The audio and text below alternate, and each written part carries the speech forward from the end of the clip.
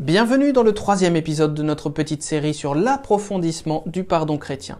Et il est temps de nous demander quel rapport entre ce pardon et Jésus de Nazareth que nous professons fils de Dieu.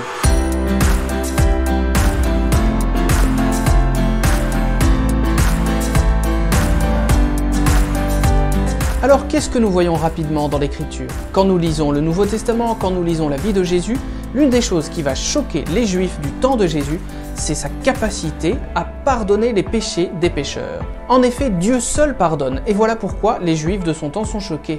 Comment un homme pourrait-il prétendre pardonner les péchés des autres? On le voit dans l'épisode du paralytique, de la femme pécheresse. Jésus va pardonner inlassablement les péchés des pécheurs qui viennent à lui.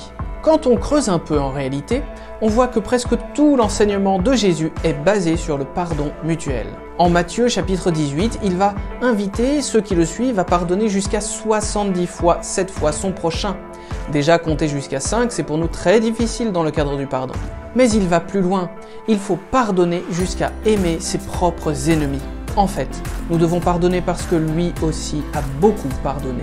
Et il a beaucoup pardonné parce qu'il a été beaucoup offensé. Lui, le Fils de Dieu, le Verbe éternel, a été traité de fou, de blasphémateur, d'insensé, de démon même. Trahi par Judas, la réponse du Seigneur a été de lui laver les pieds avec tous les autres disciples. Victime du terrible faux procès que nous connaissons et du supplice affreux de la croix, le Seigneur a encore osé dire « Père, pardonne-leur, ils ne savent pas ce qu'ils font. » Enfin, dans l'évangile selon saint Jean, nous voyons Jésus pardonner 3 fois à Pierre sa triple trahison. La réponse au mal donné par le Christ est donc toujours l'amour du pardon. Et si l'on contemple enfin la croix, qu'est-ce que l'on remarque finalement? Une croix, ce sont simplement 2 poutres, une horizontale et une verticale, embriquées l'une dans l'autre. La poutre horizontale va représenter la réconciliation entre les hommes. Et puis, nous avons, dans la poutre verticale, la réconciliation entre la terre et le ciel, entre les hommes et Dieu, ce pardon donné de façon infinie. Car sur la croix, ce sont tous les péchés du monde, du passé, du présent et de l'avenir que Jésus a portés sur son dos et a pardonné avec son Père. Le Christ est notre paix, dit saint Paul.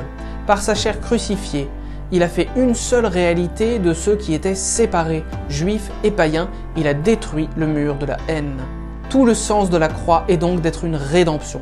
Par elle, nous recevons le pardon de Dieu. Par l'agneau immolé qui était sans péché et qui enlève le péché du monde, nous recevons la miséricorde du Père. Merci de votre attention pour ce nouveau petit épisode sur le pardon chrétien.